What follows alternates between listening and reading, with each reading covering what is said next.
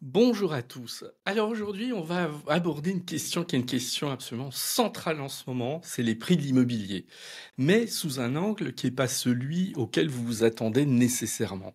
Pourquoi les prix de l'immobilier c'est central? Parce que est-ce qu'ils baissent? Est-ce qu'ils continuent d'augmenter? Est-ce qu'ils stagnent? Ben oui, ça va dépendre des régions, ce qui fait qu'avoir une réponse euh, uniforme est absolument compliqué. Et dans cet environnement qui est assez tourmenté, il faut bien le reconnaître, vous avez des vendeurs et des acquéreurs qui y perdent un peu leur latin, voilà, qui ont perdu leurs repères, qui ont perdu leurs références, et c'est tout à fait logique et normal. Et donc, dans cet environnement tourmenté, eh ben, la question de l'estimation, elle est absolument centrale. Et la question de l'estimation, il n'y a pas 50 000 manières d'estimer un bien immobilier. Soit c'est une vente entre particuliers et je le fais moi-même. Alors, on rentre là dans un territoire inconnu avec tous les risques que ça peut représenter. Soit on fait appel à un professionnel, c'est l'agent immobilier traditionnellement. Soit on peut aussi faire appel à un expert immobilier. Donc il y a beaucoup de choses à dire sur ce sujet. On va parler donc dans cet épisode d'expertise immobilière, de manière d'évaluer un bien immobilier. Est-ce que évaluer un bien, c'est une science exacte ou pas? Est-ce qu'il y a une part d'incertitude? Est-ce qu'il faut se fier aux informations qu'on a éventuellement sur un certain nombre de sites? On sait que des sites comme Le Figaro, Capital, par exemple, publient régulièrement un certain nombre d'études, alors je mets des guillemets, cela dit, à études, sur les prix dans telle ville ou dans telle région. Donc beaucoup de questions qui intéressent autant le vendeur que l'acquéreur. Et pour ça, j'ai un invité qui est un expert, alors expert dans tous les sens du terme, puisque il est expert en évaluation immobilière. Donc cet expert, c'est Donatien Leboeuf, et donc on va converser, lui et moi, pendant plusieurs dizaines de minutes sur cette question absolument primordiale de l'expertise et de l'évaluation d'un bien immobilier. Allez, Passion Immo, épisode je sais plus quel numéro, vous voyez, j'en ai perdu mes notes, 91 ou 92 ou 93 à peu près, mais peu importe. Allez, c'est parti.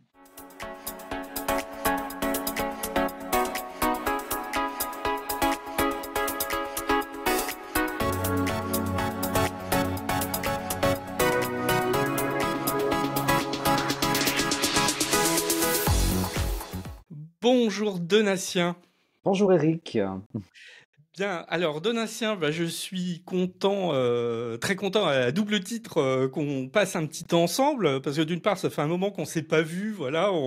Moi, je suis toujours très transparent. On s'est connus dans un cadre qui est celui de l'ESPI à Lyon, où voilà, on partageait un temps d'enseignement l'un et l'autre. Donc, c'est le moment de nous revoir. Et puis, à autre titre, parce que on va parler sur un sujet qui est totalement de ta compétence, qui est celui de l'estimation.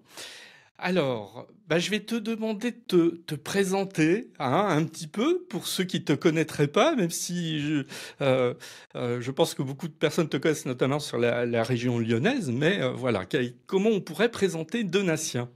Effectivement. Alors déjà, merci de m'inviter sur sur ce canal qui est donc le podcast et les vidéos Passion Imo. En tout cas, c'est très sympa. Ça fait un moment que que je te suis, même si on se croise plus régulièrement désormais. Alors voilà, je me présente, donc Donatien Leboeuf. Je suis donc expert en évaluation immobilière, donc spécialiste de l'évaluation des actifs immobiliers et des droits immobiliers, accessoirement pour la définition complète, qu'elle reviendra peut-être plus tard. Et puis, seconde activité, je suis également enseignant formateur dans un certain nombre de grandes écoles de l'immobilier sur la région lyonnaise principalement, et puis d'une manière un petit peu sporadique sur d'autres sites à Paris, à Nice ou ailleurs, effectivement de temps en temps. Et puis j'interviens auprès de certains professionnels également pour des problématiques de formation très spécifiques. Voilà, donc Ouais, on est bien occupé. bien. Alors, bah justement, on va parler un peu de tout ça. Déjà, alors parfois je pose des questions un peu volontairement provocatrices, hein, n'y voit pas offense. Euh, Quelle est l'utilité de ton métier? Est-ce qu'il a une utilité en fait? Ouais, l'utilité de l'expert en évaluation immobilière et plus particulièrement de la matière, parce que c'est quand même une réelle matière à part entière qui est assez peu connue du public d'ailleurs, hein, parce que quand on parle Ouais, c'est ça. de l'expertise, Mm. c'est un peu fourre-tout, hein, l'expertise, on trouve, bah tiens, on voit des agents immobiliers qui ont une casquette expert immobilier sur la carte de visite.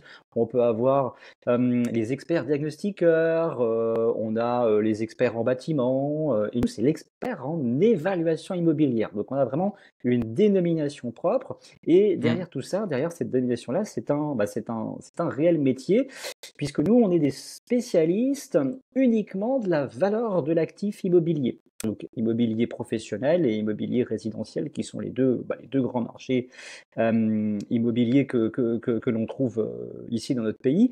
Et notre métier, quelle utilité il a en particulier? Eh bien, il a déjà un premier attrait, c'est que nous sommes des professionnels qui sont 100% indépendants et impartiaux, puisque l'expert en évaluation immobilière, il ne pratique pas d'autres professions immobilières. On n'est pas gestionnaire immobilier, on n'est pas transactionnaire, Mm. on n'est pas intéressé par la vente de l'immeuble dans lequel on va faire notre expertise, nos investigations. Donc, on a cette particularité d'être complètement indépendant et l'utilité, c'est de pouvoir sortir des dossiers, des rapports d'expertise, hein, à proprement parler, qui sont complètement objectifs et dans lesquels on doit aussi respecter un certain nombre de normes, de standards, hein. On est lié par une réglementation stricte, enfin réglementation au sens large, hein, pas au sens juridique, hein, au sens large, avec une charte, des normes européennes, des normes internationales. Donc c'est un métier qui est assez peu connu en France, mais qui a toute sa place dans aujourd'hui un environnement qui est complexe, hein, complexe parce que la valeur immobilière reste aujourd'hui euh, au centre du débat, au centre du On va y marché venir, oui. immobilier, au centre des Oui. préoccupations. Mm.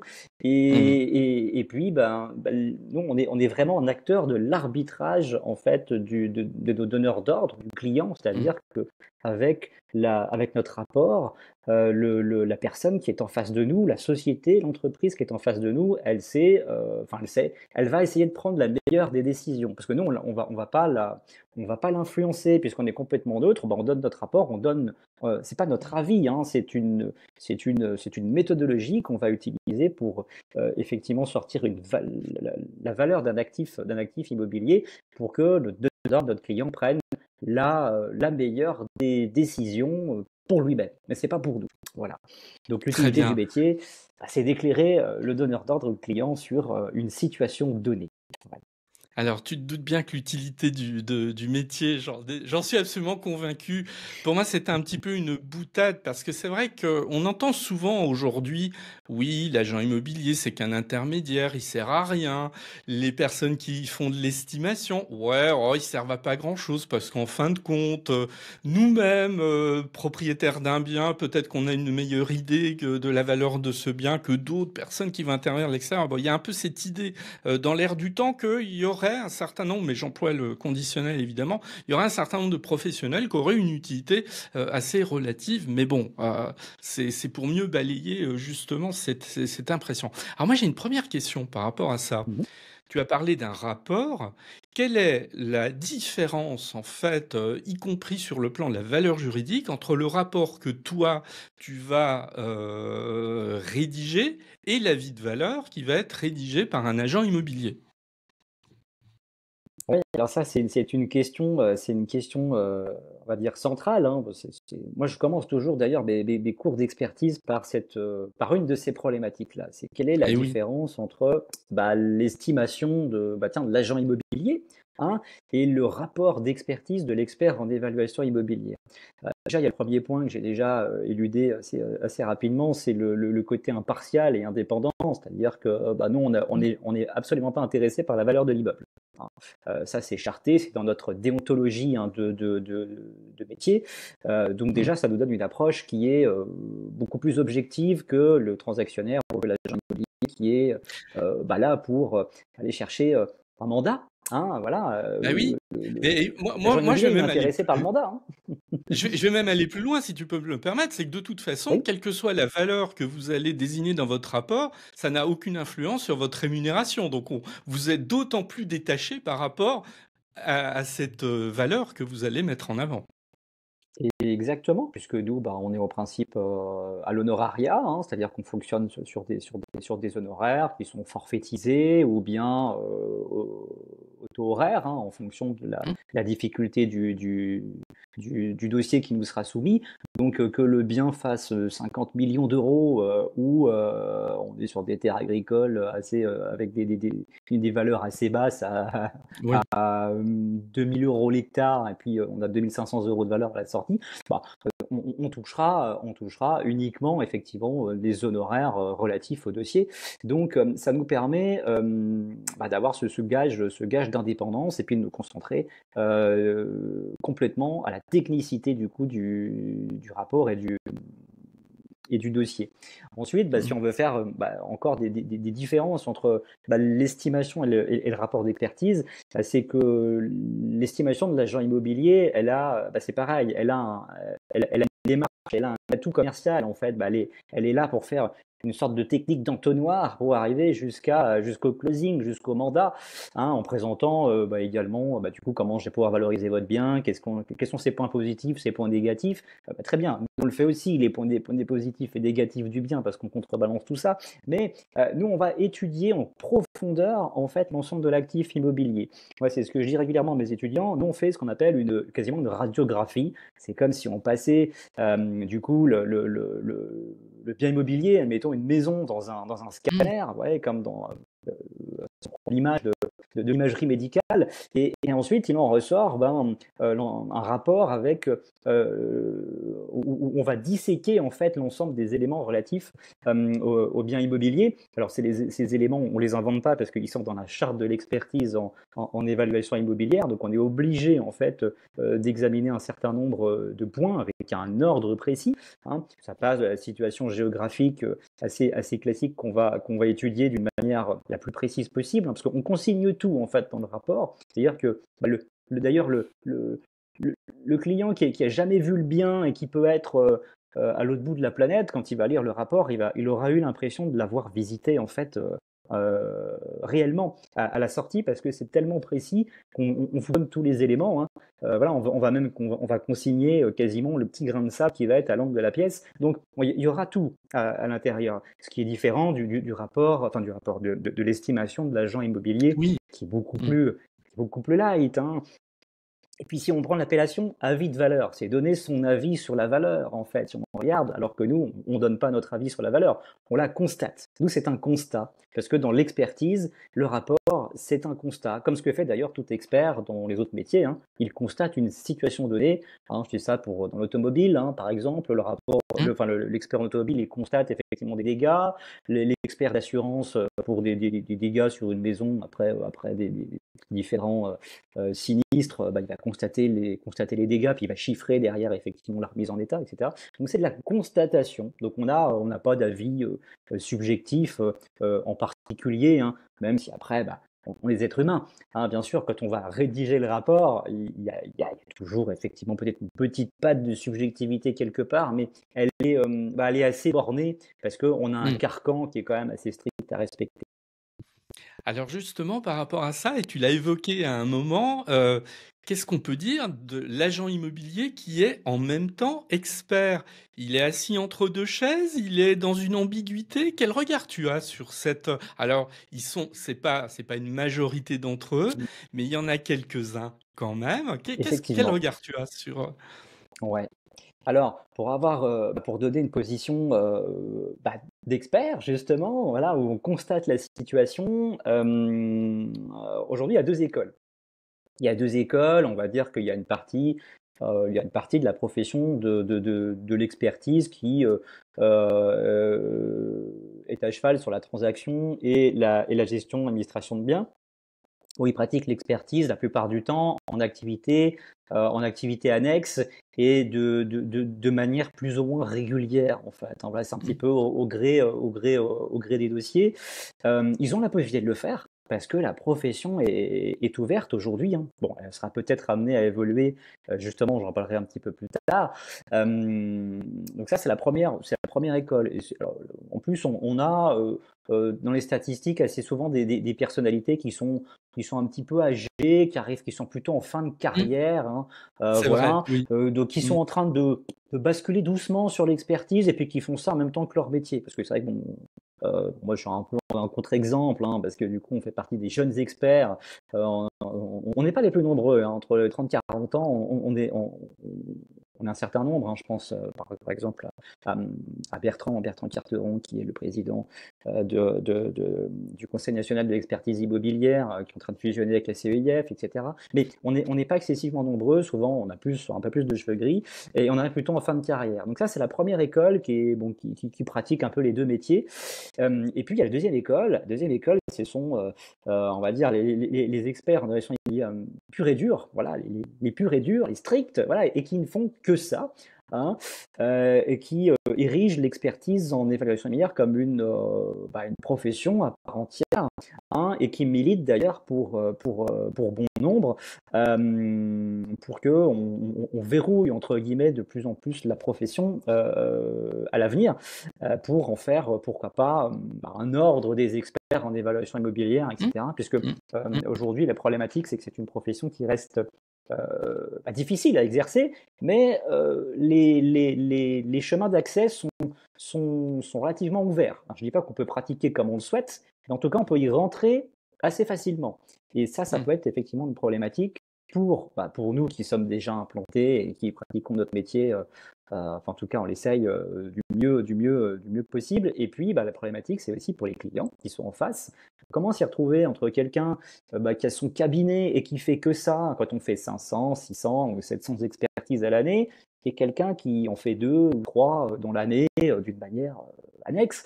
C'est sûr qu'on n'a pas le même regard, on n'a pas les mêmes appétences, les mêmes aptitudes, Mmh. et du coup, ça peut, je ne critique pas, mais ça peut s'en ressentir sur la qualité de certains dossiers. Donc ça peut être problématique. Donc voilà, aujourd'hui il y a deux écoles, c'est ce qu'on constate. Et puis il y a beaucoup de tractations aujourd'hui sur les réseaux sociaux, dans les chambres d'expertise. On réfléchit beaucoup sur l'avenir de cette profession, sur est-ce que du coup en fait on l'ouvre et puis on la cannibalise entre guillemets avec la donnée, avec la data, l'intelligence artificielle, etc. Et puis on deviendra des exécutants. Bon, on n'y est pas encore, loin de là. Ou alors Ah est-ce que oui. du coup on verrouille et on professionnalise encore plus, Mmh. Mmh. comme d'autres métiers réglementés comme les avocats, les notaires, les géomètres, etc. Ouais, ça Mmh. c'est peut-être une vaste question et c'est un débat d'actualité. Mmh. Alors, je voudrais qu'on aborde une question qui est celle de la manière d'évaluer un bien. Alors, on va laisser de côté, je ne sais pas si tu vas sur ce terrain qui est l'évaluation des biens commerciaux, industriels, etc.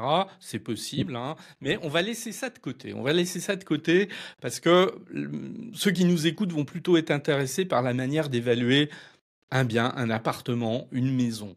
Alors, il y a un peu une tendance, moi je le lis, tu parlais de réseaux sociaux, je l'ai lu parfois sur des réseaux sociaux, de gens qui s'insurgent sur la manière d'évaluer, etc. Et on a l'impression à les entendre que les professionnels, et je mets dedans les agents immobiliers, oh, ils évaluent ça un peu au doigt mouillé, de manière pas très rationnelle, etc. Et ils sont là, ils s'épanchent sur les réseaux sociaux. Ouais, on a évalué mon bien n'importe comment, etc. Alors parfois ils se tiennent compte de l'avis du voisin, mais bon, l'avis du voisin n'est pas toujours d'une immense pertinence dans ce domaine. Bon, je pense, alors je fais partie de ceux qui pensent que quand même fondamentalement, Les agents immobiliers dans l'ensemble font plutôt très bien leur travail, notamment quand il s'agit d'évaluer un bien. Alors, est-ce que tu pourrais, de manière simple, parce que je sais que le sujet est technique, mais pour le grand public qui nous écoute, rappeler quelles sont les méthodes qui permettent d'évaluer un appartement ou une maison, parce qu'il n'en demeure pas moins qu'il y a des méthodes qui sont à la base de tout ça. Ça se fait pas comme ça par une sorte d'opération du Saint-Esprit. Mmh. Effectivement, tu as fait raison, effectivement, Eric, que bah, aujourd'hui, bah, on revient dans le constat, en fait, dans le fait actuel, c'est que bah, il y a de nombreux mécontents hein, sur le marché immobilier résidentiel. Hein. C'est des particuliers qui sont souvent déçus enfin souvent. Après, c'est ceux qu'on voit, hein, c'est toujours la Oui. même problématique. On voit que les mécontents, hein. Bon, la Mmh. plupart du temps, ça se passe quand même très très bien parce qu'on a quand même des bons professionnels en France qui suivent nos formations d'ailleurs en passage, donc heureusement. Bah oui. Hein, donc ça se passe très bien, mais quand ça se passe mal, ça se voit et certains voilà, vont remonter, bah, tiens, je dois faire passer 3 agents immobiliers pour avoir, entre guillemets, la valeur de ma maison parce qu'il faut que je fasse la moyenne des trois, etc. Et là, par contre, il y a un réel problème. Ouais. Il y a un réel problème, il y a un réel sujet, parce que l'estimation immobilière, l'évaluation immobilière, bah, ça obéit à certaines techniques. Et la première chose, déjà, c'est l'objectivité. Donc, quand on habite son bien, bah, la plupart du temps, bah, c'est son bébé, on y a fait la peinture, le carrelage, etc. Donc, voilà, on a un certain affect, donc on risque de surévaluer. Ensuite, bah, faut se rapprocher plutôt d'un professionnel ou de plusieurs. Bon, vous avez l'agent immobilier qui est à même de le faire, vous avez le notaire, vous avez bah, l'expert en évaluation immobilière. Alors attention, certains notaires sont aussi experts également. Ouais. Bah, et Mmh. cependant, bah, l'agent immobilier, ça reste celui qui est le mieux placé. Déjà en termes de coût, c'est le moins cher, hein, parce que l'expertise, ça a un certain coût. Et puis, bon, vous n'avez pas besoin de venir voir un expert en évaluation immobilière à chaque fois qu'on va faire évaluer un bien. Déjà. Donc déjà s'entourer des bons professionnels. Ensuite, si vous voulez le faire bah, déjà dans un premier temps tout seul, pour avoir premier aperçu, déjà vous allez aller sur Internet comme beaucoup de monde, on va pianoter, on va aller sur Google accessoirement, et puis on va chercher un estimateur en ligne. Ah, les estimateurs en ligne, c'est un vaste sujet, puisque la plupart du temps, Ah ce oui, sont mais de j'aimerais bien simples que tu en moteurs de parles. Oui, bah, recherche. Oui, oui, on va rester 2 secondes sur les estimateurs en ligne, tout à fait. Tu en penses ouais. quoi? Bah, les estimateurs en ligne, attention, c'est pas des enfin la part du temps, ce ne sont pas des vrais estimateurs en ligne, ce sont ce qu'on appelle des tunnels de captation de données. C'est-à-dire qu'ils sont là pour prendre votre nom, votre prénom, votre adresse, et ensuite, bah, les données, les datas que vous avez du coup rentrées dans l'estimateur sont transmis vers d'autres professionnels qui sont bah, parfois des agences immobilières. Hein. Ça me fait penser d'ailleurs à un site qui est tout à fait connu. Alors, je ne sais pas si sur ce podcast on peut citer d'autres entreprises, mais du coup, avec le petit logo Oui, bleu qui s'appelle voilà, meilleur agent, voilà, je pensais au meilleur agent, même. c'est typiquement ce type de cas. Hein. Alors moi, ce que j'expliquais à mes étudiants, c'est que bah, meilleur agent, ils sont redoutables. Hein. Pour moi, c'est une des premières agences immobilières de France parce que c'est eux qui prennent toutes vos données. Hein, voilà, pour l'estimateur en ligne. En plus, ils vont croiser ça avec la base de données des impôts qui s'appelle DVF, hein, voilà, les Ouais, tout à données de fait. valeur Mmh. foncière. Mais eux, ce qui leur importe, c'est pas de vous donner la valeur de votre bien, non, c'est plutôt de vous orienter vers un agent immobilier qui va venir, c'est la grande différence, qui va venir Mmh. constater sur place, visiter sur place le bien immobilier. Hein, donc vous êtes propriétaire, admettons, bah, pour voir si ça correspond vraiment à ce que l'ordinateur leur a fourni. Donc ça veut dire que l'humain, en fait, il est toujours présent dans l'estimation immobilière. Donc les estimateurs, dont celui de Bailly, par exemple, c'est quand même celui qui est le plus médiatisé et puis bah, qui fonctionne plutôt bien, hein, bah, ne va pas vous donner du coup l'estimation précise de votre maison. De même que d'autres Mmh. plateformes Et du donc, type alors, Priceable, etc. C'est pareil. Hein. je t'arrête si tu me permets. Ça veut dire, à mon avis, une chose, c'est qu'en soi, pourquoi pas la démarche de meilleuragent.com, bon, voilà, tu l'as décrite, etc. Pourquoi pas, hein, après, il y a un agent immobilier qui vient. Ouais. Peut-être que le problème, c'est que ceux qui utilisent ce service en se disant, je vais obtenir une valeur de mon bien très précise et qui me permettra de faire abstraction de tout professionnel, c'est ceux-là qui se trompent en fin de compte. Exactement. Ouais, ouais, parce qu'on peut pas remplacer du coup l'œil de l'humain et puis une étude approfondie, parce que bah là, on va basculer du coup sur le thème numéro 2, c'est les méthodes. Quelles sont les méthodes d'évaluation?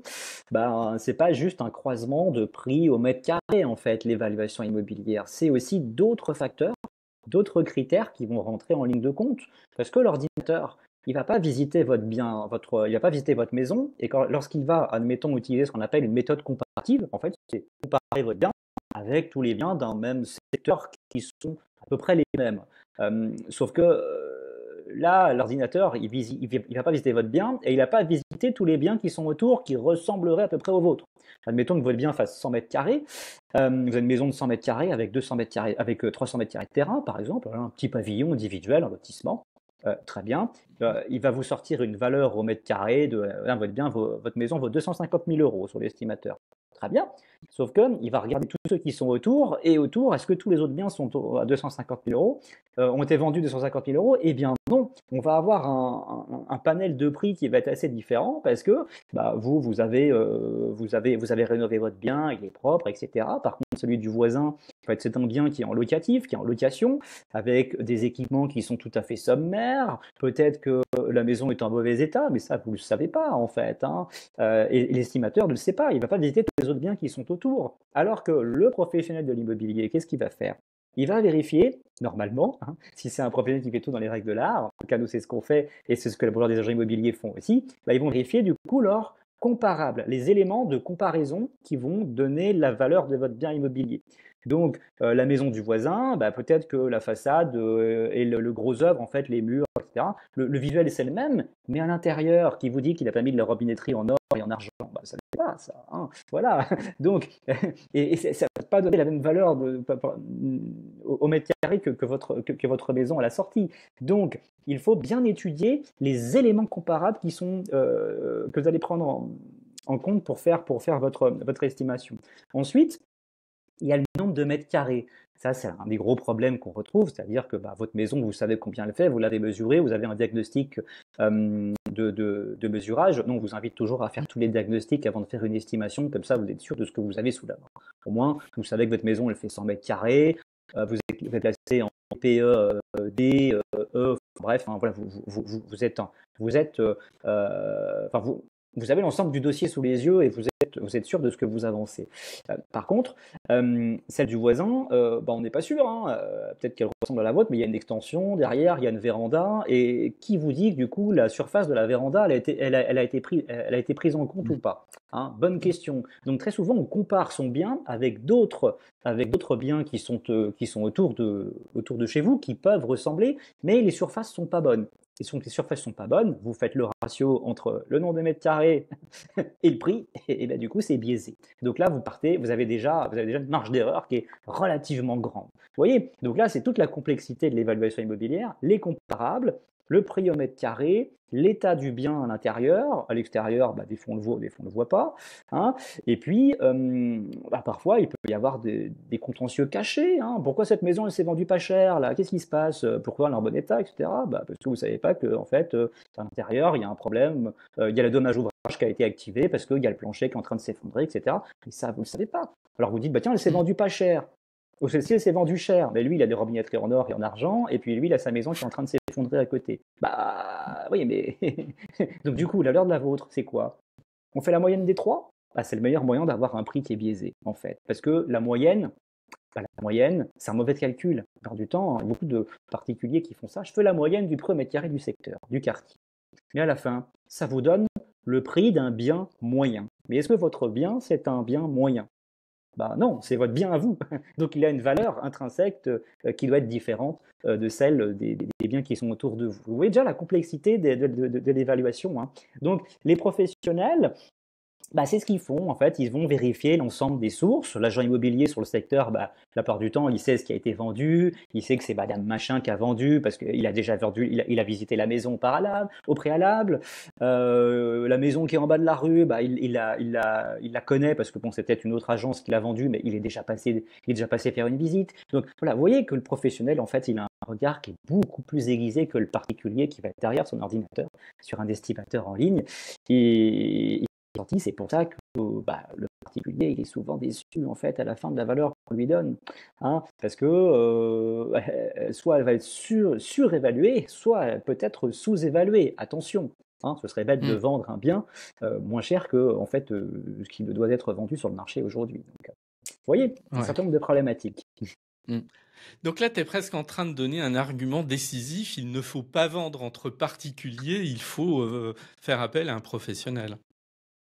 Bah, si on a un réel doute et qu'on se sent pas de faire tout ce travail, je ne dis pas que tous les particuliers ne peuvent pas le faire, mais si vous avez un doute réel sur la méthode et la façon dont vous faites une première évaluation, ça c'est en plus là on parle de méthode comparative, hein.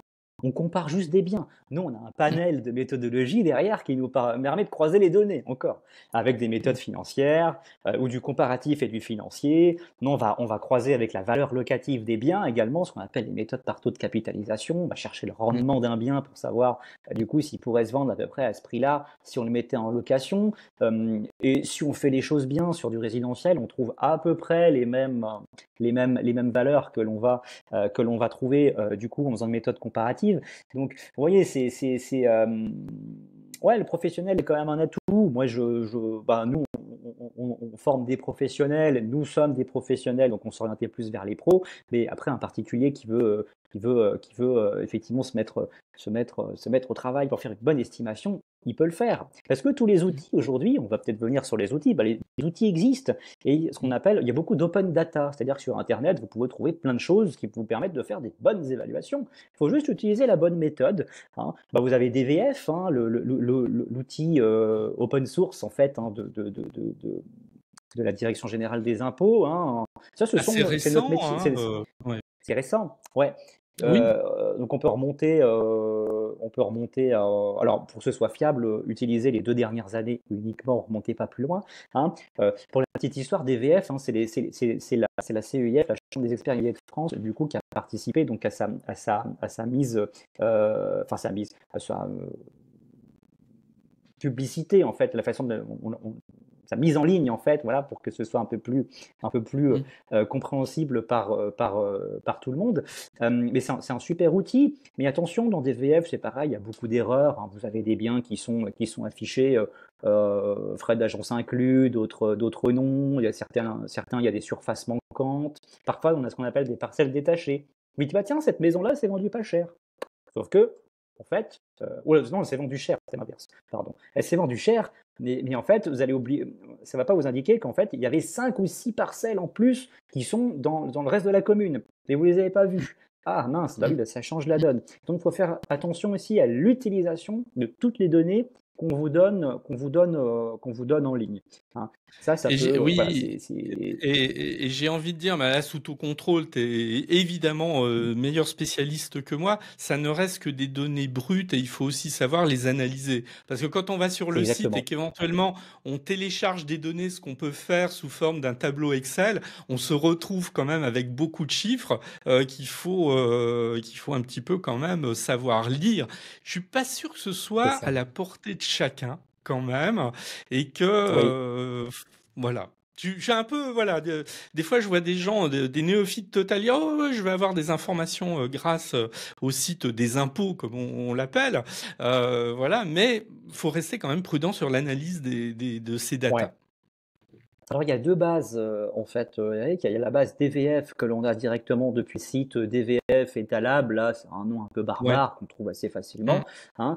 Et vous avez la base impôt direct qu'on appelle la base Patrim, hein, qu'on peut aller consulter depuis son espace fiscal, depuis le site de la DGFiP. Tout à fait. Vous payez vos impôts sur le revenu, votre taxe Ouais. foncière pour les propriétaires, etc. Vous avez une On base y a accès immobilière là. où Ouais. voilà, vous pouvez aller faire des recherches. Alors, il Ouais. faut savoir l'utiliser aussi, mais elle a un avantage, c'est elle peut vous faire un petit plan, une carte, et puis nous, Oui. on arrive à extrapoler plus de données parce qu'on a la fiche complète des biens avec l'année de Tout à construction, fait. etc., tout ce qu'on n'a pas sur Oui. DVF. Donc, Ouais. c'est un difficile jeu de croisement des informations Ouais. Ouais. qui est pas facile. Alors pour le particulier, ça il peut le faire. Voilà, à condition d'être le plus pragmatique, le plus objectif possible. Mais voilà, l'objectivité, on l'a surtout quand on est extérieur, hein, c'est toujours le même Ouais. problème, hein. Alors, Ouais, d'ailleurs, il y a un truc qui est amusant, c'est que les informations accessibles par l'intermédiaire de sa page comment dire, de sa page fiscale, enfin sa page personnelle. J'ai plus le mot en tête. Peu importe. ouais, Voilà. Et elle est limitée en fait. Tu as un nombre d'accès limité dans oui, l'année parce que les impôts considèrent que elle est faite pour un usage particulier et pas pour un professionnel. Ce qui fait que exactement. le marchand de biens, par exemple, devrait l'utiliser à foison voilà, pour ses propres installations, ne pourrait pas l'utiliser, il serait limité en fait en nombre C'est d'accès. Donc ça, ça ouais. reste un Mm. accès limité. Ouais, C'est un vaste débat, hein, parce que à la base, les ventes sont publiées, c'est la publicité oui, foncière, ça devrait être public. tout à fait. Ouais. C'est ce que je dis aux Alors, fiscalistes. eh oui, est-ce qu'il y a d'autres outils? Est-ce qu'il y a d'autres outils autres que ces deux-là que tu viens de signaler? Alors, d'autres outils, après, on peut utiliser une multiplicité de sites internet qui travaillent en amont en fait la donnée immobilière, parce que là on est sur de la donnée assez brute. Après, si on veut avoir des indications plus larges, sans rentrer dans les comparatifs avec chaque bien, voilà, admettons, tiens, je veux savoir le prix au mètre carré de mon quartier. Voilà, souvent c'est ça, hein. Alors quand on est sur de la maison individuelle, c'est beaucoup plus pertinent que sur un appartement. Enfin, je dis juste ça parce que l'appartement, le prix de votre quartier, que votre appartement soit au rez-de-chaussée ou au dernier étage, votre prix au mètre carré peut être multiplié par 2 ou par 3. Parce que vous comprenez que Mhm. quand vous ouvrez la fenêtre et que vous avez le feu rouge avec les voitures, c'est beaucoup moins glamour que le rooftop au dernier étage où vous avez une vue panoramique avec, je sais pas, la tour Eiffel, la tour de la Part-Dieu, enfin bref, tout ce que vous voulez dans des grandes villes de France avec les paysages magnifiques que l'on a. Euh, donc attention. Donc si je veux avoir un indicateur du premier carré de mon quartier, déjà, premièrement, j'ai des sites qui sont tout à fait recommandables, qui vont façonner déjà la donnée immobilière.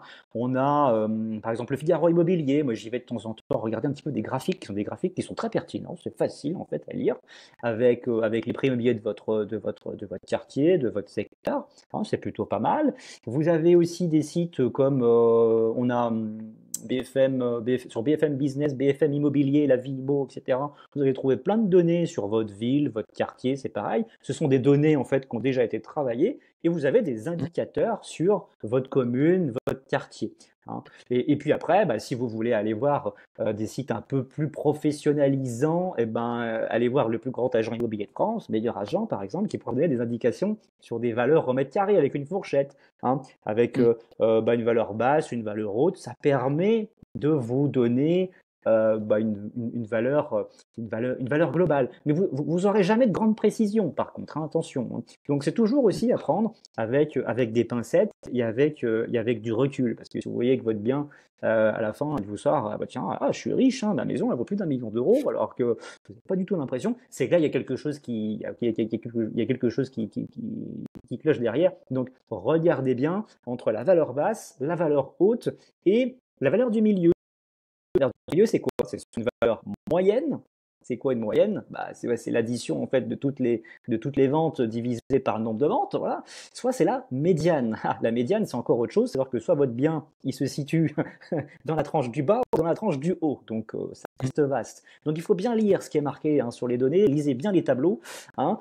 Ou sinon, du coup, faites appel aux professionnels comme d'habitude pour essayer d'après d'aller fixer une valorisation beaucoup plus précise. Mais pour une indication, l'ensemble des sites, le Figaro Immobilier, la Vibo, BFM Business Immobilier, ça vous donne de l'information, ou bien sinon aller sur les techniques beaucoup plus difficiles et qui sont aussi glissantes si on ne les maîtrise pas. Donc c'est consultation du DVF ou bien de Patrim, hein, pour avoir un petit peu plus d'informations. Oui. Mais comme je pourrais synthétiser ce que tu viens de dire, toutes ces Hmm. informations accessibles au grand public ne sont pas à jeter, mais en revanche, il faut les prendre avec recul et ce n'est C'est qu'un ça. indicateur. Voilà, c'est C'est exactement, ouais, ouais, c'est un indicateur et c'est pour ça que vous qui êtes particulier, vous pouvez être déçu parfois, hein. Mais attention, c'est peut-être pas de la faute du professionnel hein, aussi, c'est parce que aussi, là je vais prendre la défense du professionnel qui s'est peut-être trompé quelque part, c'est que l'évaluation immobilière, ça reste quand même, c'est pas une science exacte, c'est pas une science exacte. Le bien immobilier, le propre du bien immobilier, c'est qu'il est immobile et en fait, ils sont tous différents. Hein, il n'y a pas, il y a aucun bien qui est similaire, ça n'existe pas. Hein. Là, vous soyez sur le palier gauche ou le palier droite, votre bien, il y a le gauche, il y a le droite. Donc ils ont déjà pas la même valeur, vous voyez. Donc c'est pas possible. Donc c'est vraiment quelque chose de très complexe. Enfin, c'est pour ça qu'il y a des professionnels comme nous qui faisons que ça en fait hein, de nos journées. Hein. Donc attention, hein, voilà, si vous avez un agent immobilier qui vient et puis un deuxième et que vous avez un delta de prix, c'est intéressant aussi de confronter les deux estimations et de regarder quels référentiels ont été pris. Hein. S'il y en a un qui a pris un référentiel vraiment très technique, votre bien techniquement, il y a tant de rénovations à faire, etc. Le référentiel très économique.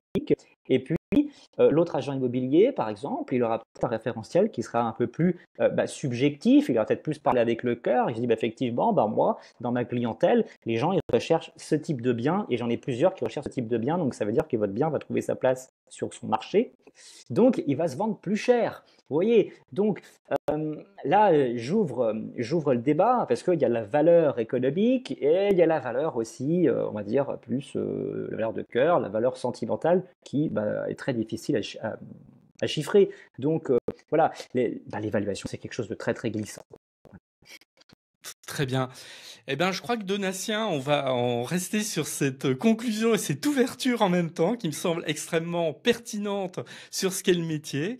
Voilà. Eh bien, je te remercie. Ceux aussi qui nous écoutent te remercient également pour toutes ces explications claires, concises et qui, à mon avis, ont permis de démythifier une profession qui n'est pas toujours très bien connue du grand public. Et puis, ça nous a permis aussi de décrypter les manières d'estimer et puis de relativiser aussi un certain nombre d'informations. Donc merci encore Donatien et à très bientôt. Merci Eric pour cette invitation et à bientôt.